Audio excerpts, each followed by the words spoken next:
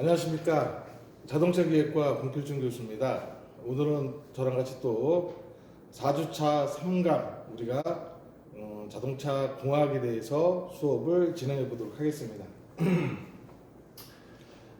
우리가 4주차 실질적으로 이제 교수님들하고 같이 대면 수업은 못하지만은 온라인상으로도 이렇게 같이 비대면 수업이지만은 수업을 좀 진행을 하고 있죠. 1강, 2강에서도 여러분들이 프레젠테이션으로 배웠던 내용을 실제로 이제 교수님들의 음성을 통해서 모습을 통해서 수업을 좀 듣고 계시는데요. 3강에서는 요 옆에 보이는 것처럼 압축비 배기량 그것이 과연 무엇이냐, 그 다음에 우리가 내연기관의 형태를 해가지고요 실린더의 지름과 행정의 차이의 비율에 따라서 모양이 조금씩 내연기관이 달라집니다. 거기에 대해서 좀 간단히 알아보고요. 그리고 끝으로 우리가 PV 선도, 압력과 부피라고 하는 최적 그 비율에 따라서 우리가 2강에서 배웠던 것처럼 가솔린 기관이나 디젤 기관 일부는 실제로 폭발 연소가 될 때에 그런 이제 화학적인 그런 형태가 조금 차이가 있습니다. 그래서 그 부분에 대해서 우리가 세 가지 좀 짧은 시간이지만은 집중해서 같이 한번 보도록 하겠습니다. 자, 그럼 먼저 압축비와 배기량 2강에서도 언뜻 기억나시죠? 그래서 우리가 실린더 한번 제가 그려보면은요, 이렇게. 그래서 피스톤에 가장 많이 상승할 수 있는 지점, 기본적으로 요거를 갖다가 우리가 탑 데드 센터라고 하는 상사점, 그 다음에 피스톤이 가장 많이 내려올 수 있는 정해져 있는 곳입니다. 뭐 조금 올라갔다가 조금 내려오고 그러진 않고요. 결국은 피스톤하고 나중에 우리가 배우게 될 회전체인 크랭크 축의 앞부분에, 굴곡진 부분에 실질 연결이 돼가지고요. 일정하게 올라갔다가 일정하게 내려오는 하사점이라고 하는 BDC, 요 두 가지 영역. 그래서 요거를 갖다가 여유 공간을 갖다가 우리 뭐라고 했죠? 이렇게 연소실. 근데 실제로 엔진은 평면이 아니라 입체적인 원통의 모양, 도매 모양이죠. 그래서 그런 거를 우리가 부피, 또 부피 같은 말로 쓰는 게 최적. 또 어려운 한자로는 용적이라는 표현도 쓰는데요. 그런 어려운 용어는 빼고 최적이라는 표현 많이 쓰죠. 부피, 최적, 또 최적하고 우리 1강에서도 기억나실 거예요. 면적이라는 용어가 있어요. 면적은 한쪽으로만 보이는 면이죠. 그렇죠? 그러나 최적은 한쪽으로만 보이는 게 아니라 입체적인 공간을 나타내는 게 최적. 면적의 단위 뭐라고 기억나세요? 가로, 세로. 그렇죠? 제곱 센티미터. 그 다음에 최적은요? 가로, 세로, 높이. 그쵸? 그러면 세제곱 센티미터. 요 단위를 기본적으로 쓰는데 요거를 줄여서 우리는 또 뭐라고 얘기하냐. 같은 최적, 부피 같은 말이에요. 근데 요거를 갖다가 우리는 일반적으로 세제곱 센티미터라는 용어를 쓰는 경우도 있지만은 실제로 자동차를 따질 때는 야! 너 차량은 몇 cc야? 너 차량은 몇 cc야? cc라고 하는 단위를 많이 쓰죠. 이 cc라는 단위가 결국은 부피를 나타내는 단위예요. 그래서 이렇게 샥 와가지고 cc 뭐냐 cc 큐빅이라는 뜻이 뭐예요? 육면체를 나타내는 거죠. 면이 6개라는 얘기예요. 우리 큐빅 가지고 이렇게 착각을 맞추는 것도 많이 하시잖아요. 그래서 실제로 정육면체 형태로 되어 있는 거를 큐빅이라고 얘기하는데 6개의 면이다 이거예요. 이 안에 공간, 이걸 용적이라는 한자를 사용하는 겁니다. 그래서 이런 것도, 근데 자동차나 기계는 이런 각진면이 아니죠. 원이죠, 원. 그래서 원통의 모양을 가지고 있더라. 그럼 원통의 최적을 구하려고 그러면 뭘 기억하셔야 돼요? 기억나시죠? 우리 1강에서 했잖아요. 원의 단면적을 구하는 공식, 지름으로 봤을 때 4분의 파이 D 제곱, 지름을 D라고 우리가 약자를 쓴다고 했죠. 그리고 지금 이 그림을 잘 보시면은 연소실 요 상사점에 사사점을 갖다 우리는 행정이라는 표현을 썼어요. 요 두 개를 합친 걸 뭐라고 그랬어요? 실린더. 근데 그냥 보이는 면이 아니라 입체적인 공간이라고 그랬죠. 그래서 반드시 단위에 뭐를 붙여야 돼요? 실린더 최적, 행정 최적, 연소실 최적. 모든 단위는 큐빅 센티미터라고 하는 cc로 사용할 수도 있지만은 정확한 단위는 세제곱 센티미터. 꼭 기억을 하셔야 됩니다. 자, 여름철 같은 경우에 또 집에서 뭐 맥주 같은 거 먹을 때 여기다가 손잡이만 이렇게 달아주면은 맥주 컵이 되는 거예요. 500cc 먹자, 1000cc 먹자, 몇 cc나 드셔요? 나중에 우리가 대면 수업을 할 때 교수님이 쏠게요. 저는 요즘은 술을 많이 못 먹지만은 대학생활에 적당한 즐길 줄 아는 이런 것들, 그러면서 자율적인 이런 것들이 대학생활의 기본이라고 생각이 됩니다. 그래서 뭐 자기 주장만큼 과음하면 안 돼요. 그래서 같이 이렇게 얘기도 하면서 교수님들이랑 그런 시간이 곧 다가올 겁니다. 그래서 500cc 추가 많이 쓰는 거예요. 세제곱센티미터잖아요. 근데 이제 한번 해보세요. 호프집이나 이런 데 가서 거기 이제 거기서 일하시는 우리 이제 일하시는 분들한테 500 세제곱센티미터를 하나 주세요 라고 얘기를 해보세요. 근데 그걸 알아들었다, 그분은 분명히 공학도야. 근데 뭐 하는 거야? 뭐 장난해? 이러면은 이 사람은 문과계예요. 문과계. 이과가 아니에요. 이과. 그래서 우리는 공학이에요. 공학. 그렇다고 그래가지고 진짜로 세제곱센티미터 달라고 하면은 이상한 사람이 될 수 있으니까 우리가 실생활에서도 이렇게 적응을 할 수 있다. 적용을 하기 위해서 배우는 게 학문이고 기술이에요. 적용을 못하는 거를 배우는 거는 학문도 아니고 기술도 전 아니라고 생각이 들어요. 어디서? 서영대학교에서 제대로 배우는 겁니다. 자, 요게 원의 면적을 구하는 공식이 4분의 파이 D제곱이에요. 우리 행정은 N스, 그래서 우리가 약자로 L이라는 기억을 써요. L. 여기다 곱하기 L만 해주게 되면 요게 되는 거죠. 요게 L. 그러면은 요거 전체가 결국은 뭐가 되는 거냐? 센티미터 곱하기 좌승이니까는 제곱센티미터, 센티미터. 그래서 결국은 요게 세제곱센티미터의 단위가 유도가 되겠죠. 요거를 합친 거를 갖다 우리는 뭐라고 얘기하느냐? 자, 저기 보면 첫 번째 압축비와 배기량이라는 단위가 나오죠. 바로 자동차에서 나타나는 배기량을 구하는 공식이 되는 겁니다. 자, 이거를 갖다가 합치면 어떻게 됩니까? 4분의 파이 D제곱 곱하기 L. 실린더 하나의 최적 배기량을 구하는 거예요. 여기서 나와 있는 L은 연소실이 빠진 행정만 나타내는 겁니다. 그래서 행정체적 미끄러. 다른 말로 우리는 뭐라고 표현할 수 있느냐? 이거를 배기량이라고 할 수 있는 겁니다. 배기량. 자, 이런 것들은 밑줄 별표 하나 정도는 쳐주시면은 나중에 공부할 때 도움이 되겠죠. 자, 근데 자동차 그러면은 이러한 실린더를 하나만 가지고 있느냐? 그렇지는 않아요.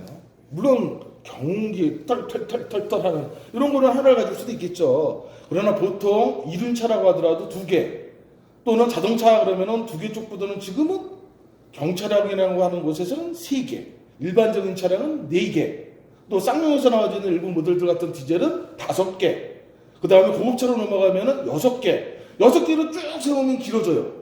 그러니까 3개씩 V자 형태로 만드는 V형 6기통, 기통이라는 또 표현을 쓸 수 있죠. 실린더, 6실린더 이렇게도 쓸 수도 있고요. 그래서 보통 자동차는 이러한 실린더가 3개, 4개, 5개, 6개, 7개가 들어갈까요? 안 들어갈까요? 바로 이게 4주차의 두 번째 문제입니다. 1강에서 문제 하나 나갔죠? PS의 의미가 뭐냐? 어원이. 자, 3강에서 또 두 번째 문제 나가요. 바로 그 두 번째 문제가 뭐냐? 왜 내연기관의 실린더에서는 7기통 또는 7실린더를 쓸 수 있을까? 없을까?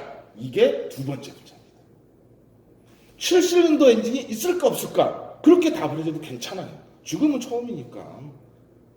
1기통, 2기통, 3기통, 4기통, 5기통, 6기통, 7기통, 8기통.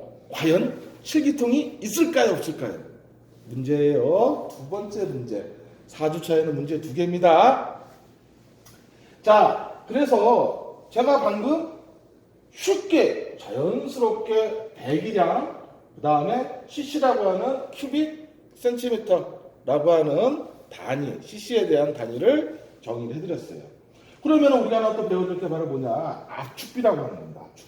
압축비는 뭐냐면요, 실제로 가솔린 기관이든 디젤 기관이든 실린더의 차적만큼 흡입을 할 때 흡입을 해줍니다. 어떻게 흡입합니까?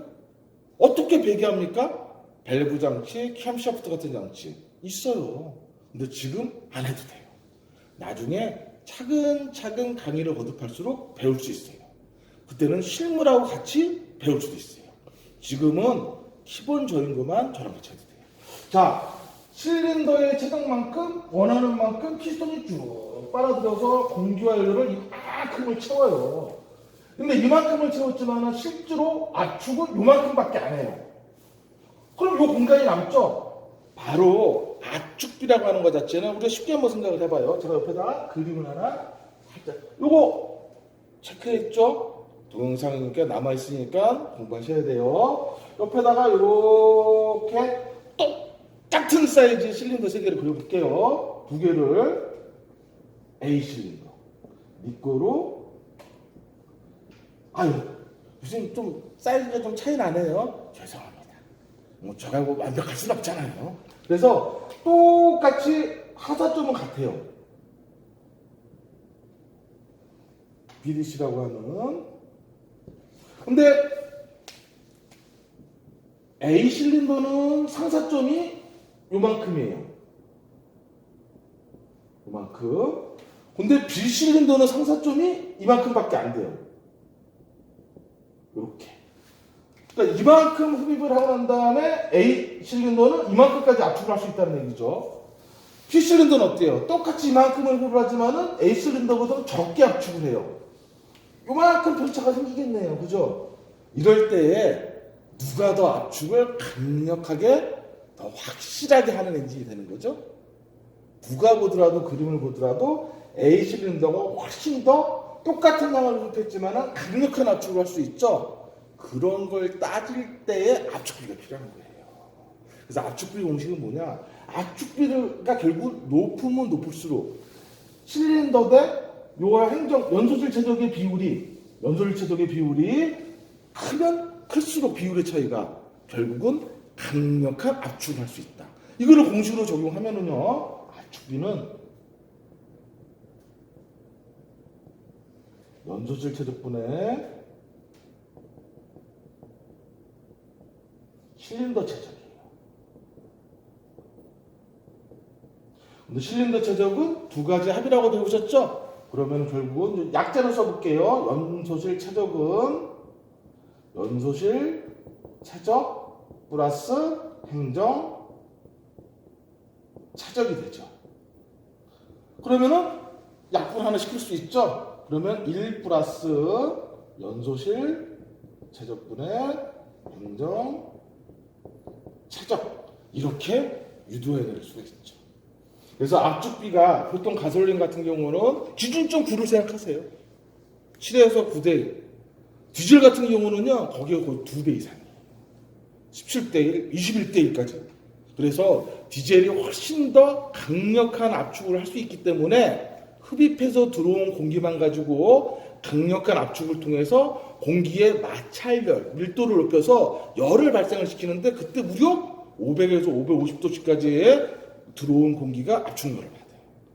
거기에다가 경유라고 하는 연료를 아주 미세한 입자로 곱게 팍 풀어주게 되게 되면은 입자들이 그 압축열 속 안에 들어오면서 스스로 견디지를 못해서 폭발이 되기 시작하죠. 그걸 갖다 우리 뭐라고 그랬습니까? 자기 착화 방식이다. 근데 휘발유는 그러질 않아요. 휘발유는 자기 스스로 불이 붙지 않아요. 그러나 성냥개비나 외부의 점화원, 스파크, 꼬투리라고 했어요. 지금 공부하다가 집에 있잖아요. 그러면 빨리 인덕션이라고 하는 전기 이걸 쓰는 경우는 안 돼요. 근데 가스레인지를 쓰는 경우는 빨리 가스레인지가 뛰어가가지고 켜보세요. 그럼 어리선가 탁탁탁탁탁탁탁 할 거예요. 거기다가 손가락을 갖다 대봐. 찌릿할 겁니다. 그거의 수십 배의 강력한 자동차에서는 스파크 점화원을 만들어내는 불꽃 방식이다. 이강에서 배우셨죠? 그렇게 정확하게 구별을 해주시면 돼요. 가스는요, 가솔린의 형제다. 거의 시스템이 비슷해요. 연료만 틀리지. 자, 그래서 압축비 유도해낼 수 있겠죠. 압축비가 높을수록 강력한 폭발 유발할 수 있다. 폭발이 강력해진다는 얘기는 그만큼 큰 에너지를 만들어낼 수 있다는 얘기예요. 자, 그럼 압축비와 배기량은 살짝 이제 지워볼게요. 우리는 이미 배기량을 구하는 공식을 통해서 기본적인 용어 하나를 배웠어요. 행정은 L이라는 기호를 쓰더라. 그 다음에 실린더의 지름은 D라는 기호를 사용하고 있더라. 그래서 두 번째 저랑 같이 배울 내연기관의 형태는 바로 뭐냐면요. 어떤 엔진은 행정이 압도적으로 D보다 커요. 근데 어떤 엔진은 반대로 행정보다 지름이 더 커요. 근데 어떤 엔진은 둘이 같아요. D하고 L이 같아요.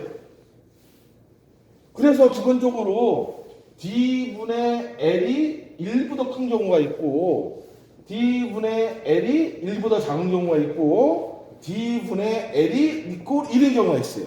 이 세 가지 형태의 모양에 따라서 우리는 내연기관을 분류합니다. 길쭉하죠? 요거는 장행정. 행정이 길다. 장행정기관이라고 부르는 거고요. 영어로는 언더 공간이니까 스퀘어 엔진이라고 얘기해요. 뭐라고요? 언더 스퀘어. 짧아요. 짧아. 단행정. 얘는 영어로 오버 스퀘어 엔진이라고 부릅니다. 그러면 얘는 어때요? 같죠? 정사각면이에요. 그러면서 정방행정이라고 얘기합니다. 그냥 비율이 같다. 스퀘어입니다. 스퀘어. 자, 장행정, 단행정, 정방행정. 정방행정은 장행정의 장단점, 단행정의 장단점 다 포함하고 있어요. 굳이 외울 필요 없어요. 모양이 그렇다는 걸 알고 있으면 됩니다. 그럼 얘와 얘 두 개를 비교했을 때 어디 부분에 장점과 단점이 있느냐? 나중에 책을 보면은요, 무지 많이 나와 있어요. 장점, 단점. 그걸 다 외우는 거는 공부를 잘 못하는 거예요. 가장 중요한 포인트 한두 개씩만 알고 있으면 돼요. 장행정. 피스톤에 연결된 구조물의 커넥팅 로드라고 하는 게 실제로 에너지를 만드는 축과의 길이가 길어요. 길다란 얘기는 뭐냐면은요, 토크, 에너지를 전달할 때에, 자, 바위에다가 사람이 서서, 사람은 에너지를 주는 쪽이라고 보고, 요 피스톤과 로드의 길이를 지렛대라고 가정을 할게요. 지렛대. 길다란 얘기죠, 지렛대가. 근데 똑같은 물체를 단행적인 기관에서는 똑같은 물체를 사람이 움직이려고 하는데 짧아. 전달하는 동력 토크가 짧다는 얘기죠. 지렛대가 짧다는 얘기예요. 이렇게. 지렛대 긴 거와 지렛대 짧은 거 누가 더 큰 힘을 전달할 수 있을까요? 당연히 지렛대가 긴 쪽이 큰 힘의 전달이 유리해요. 힘! 회전할 때 힘! 하나만 기억하면 돼요. 장행정 기관은 속도는 당연히 느리겠죠? 올라갔다 내려왔다 하는 시간이 길기 때문에. 그러나 큰 지렛대 원리처럼 토크를 전달할 수 있어요. 그래서 회전력이 크다. 요거 하나 기억하면 돼요. 일반적인 수용체에서 쓸까요? 하하, 안 써요. 대형 차량, 특수 차량 이런 데서 주로 쓰는 형태의 모양입니다. 현재 쓰고 있는 가솔린이나 일반적인 차량은요, 단행정 기관이에요. 얘는 큰 힘의 전달은 얘보다는 어렵지만 기본적으로 빨리 오르락내리락 할 수 있죠. 그래서 일정한 시간 동안 안에 속도를 빨리 할 수 있다. 그래서 회전 속도가 높다, 좋다, 빠르다. 근데 단점이 하나 있네. 가끔 이거 필기시험 문제에서 많이 언급을 해요.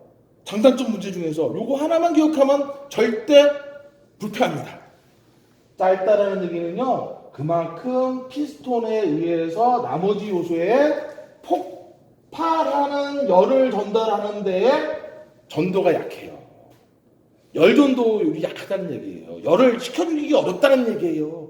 그래서 결국은 고속 회전에는 유리하지만 뭘 유발할 수 있느냐? 이론적으로 과열이 될 수 있다. 과열, 밑줄, 별표 2개 꼭 기억해 주세요. 속도는 빨리 할 수 있지만 뭐에 단점을 가질 수 있다? 과열될 수 있다라는 다른 건 기억할 필요도 없어요. 저희 교수님들은요 가장 프로페셔널 교수님들이 모여 있어요. 어디에? 서영대학교 자동차 기계과에. 보통의 교수님들이 10수년 이상씩 국가기술 시험 문제면 국가기술 시험 문제, 필기면 필기, 실기면 실기 연습, 통계 분석하고 있습니다. 요거만 알면 이쪽에서 나오는 문제는 무조건 다 맞출 수가 있다는 얘기예요. 자, 이렇게 해서 우리가 내연기관의 길이, 비율에 대해서 간단히 알아봤고요. 오늘 3강에서의 마지막입니다. 많은 학생들이 교수님에 따라서 이미 프리젠테이션 진도가 PB 순도라고 하는 지압선도 부분까지도 나가 있어요. 근데 이론으로 배우려고 하니까 어렵다고 저한테 질문을 많이 해주셨어요. 그래서 제가 오늘 확실히 그 부분을 정리하고 넘어가겠습니다. 자, 그래서 우리가 지압선도, PV 선도 이런 내용들을 많이 이제 책에서 이제 표현을 하거나 또는 우리 교환에서 비대면 교환에서 얘기를 하고 있는데요.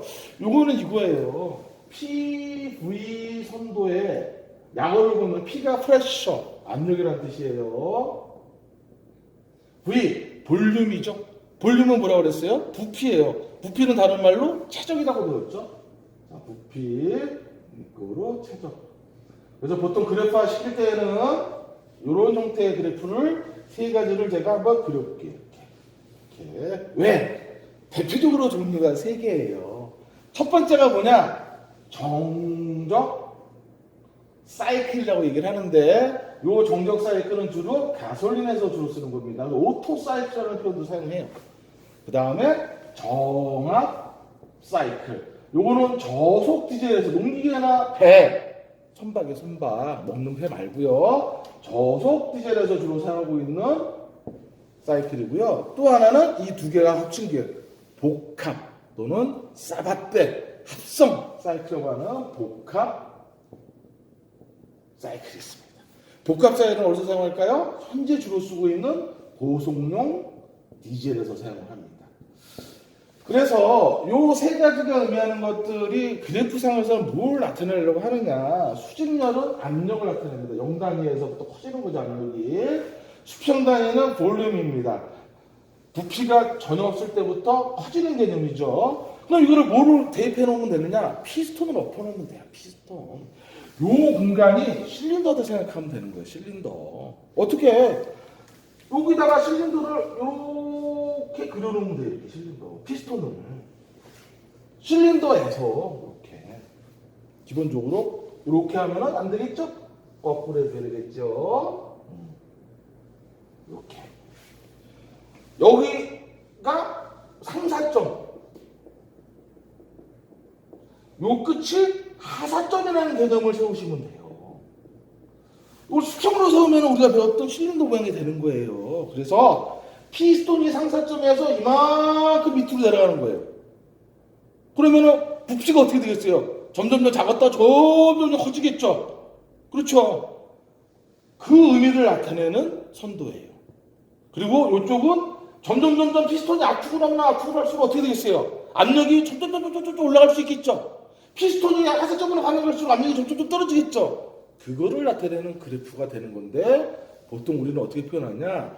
교환이나 이런 데에서 교수님들이 그냥 털레딱 교환만 내놨어요. 저기 정적 사이클은 어떻게 되느냐? 일정한 이런 그래프를 그린대요. 종합 사이클은요, 일정한 이런 그래프를 그린대요. 복합 사이클은요, 정적과 정합이 합쳐져 있는 그래프예요, 이렇게. 그러면은 일정하다 뭐가 부피가 일정하다는 얘기잖아요. 변하진 않잖아요. 일정하다 뭐가 압력이 일정하다는 얘기예요. 일정하대요. 부피와 압력이. 왜 우리는 그걸 알아야 되는데요? 바로 가솔린 기관이냐 저속 디젤이냐 고속 디젤이냐에 따라서 화학적, 열역학적 사이클로 봤을 때 폭발해서 에너지가 발생하는 시점에서는 어떠한 특성이 있느냐를 나타내는 바로 그 표현이에요. 가솔린이 폭발할 때 에너지가 나오는 시점에서는 일정한 압력에서 빵 하고 터질 수 있다는 개념이에요. 저속 디젤은요, 일정한 최적위치 압력이 아니라, 미안합니다. 일정한 최적하에서 폭발 연소가 시작된다는 거고요. 저속 디젤은요, 일정한 압력에서 폭발이 시작된다는 개념이에요. 고속 디젤은요, 일정한 최적과 압력 하에서 폭발이 시작된다는 개념이에요. 그거를 어렵게 이런 어려운 명칭을 써가지고 나타내는 그래프예요. 내연기관 종류에 따라서 폭발 연소를 할 때에는 내부의 어떠한 역학적인 구조에서 폭발이 시작되느냐를 그냥 심플하게 나타낸 겁니다. 그렇게만 간단히 기억해 주시면 돼요. 근데 이렇게 보니까 잘 모르죠? 그래서 요거만 하시면 돼요. 자, 볼게요. 사행정 배우셨잖아요. 흡입, 압축, 폭발, 배기. 이게 회전하죠? 회전한다는 걸 영어로 뭐라 서클이라고 해요. 서클. 서클이 원이잖아요. 서클이 결국 사이클이 된 거예요. 사행정을 계속 반복하는 거예요. 1사이클로. 하나의 텀으로. 그래서 자, 상사점에서 시작합니다. 상사점에서 내려와 피스톤 이렇게. 이게 흡입 행동을 했다는 얘기예요. 실질적인 그래프상으로는. 흡입했죠? 그러고 난 다음에 다시 무슨 행동해야 돼요? 쭉 올라가죠. 이게 압축이야, 압축. 압축 좀 지나서 일정한 최적상. 그러다가 뻥 하고 터지면은 순간적으로 확 내려오겠죠. 요게 뭐라고요? 폭발이에요, 폭발. 제가 처음에 자동차 정비 배울 때요. 기억도 안 나네요. 언제 배웠는지. 네. 그때 제가 공부를 열심히 하고 있는데 너무 흥분해서 폭발을 폭발로 써가지고요. 선생님한테 뒤지게 혼났습니다. 폭발이에요, 폭발. 폭발 아니에요. 폭발하고 난 다음에 다시 어떻게 해줘야 돼요? 연소된 가스들을 내보내야 되겠죠? 다시 리사이클 가는 거예요. 배기. 자, 원마 타임. 1. 흡입. 2. 압축. 정적 상태에서 3. 폭발. 다시 리사이클. 4. 배기. 요거를 나타내는 그래프가 뭐다? PV 손도 또는 지압 손도.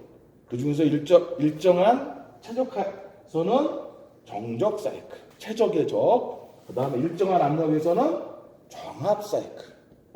그 다음에 고속 디젤에서 쓰는 거는 사바테, 합성, 복합 사이클. 그 다음에 여기에는 안 나와져 있지만은 크라크 사이클이라는 게 있어요. 크라크라는 사람이 이행정 기관에 적용했던 사이클이에요. 그래서 단순하게 크라크는 이행정 기관이다 까지만 기억하면은 전혀 no problem. 문제 없습니다. 자, 오늘 4주차 강의는 여기서 마무리하고요. 4주차에 평가 문제 2개 기억하시죠? PS라는 의미가 무엇이냐. 그 다음에 두 번째 3강에 나왔죠. 자동차 내연기관에서 몇 실린더, 7실린더가 과연 있겠느냐 없겠느냐. 없으면은 왜 없겠느냐. 요 두 가지입니다. 정해져 있는 기간에 꼭 제출해 주시기 바라겠습니다. 자, 우리 4주차 강의는 여기서 마무리할게요. 안녕.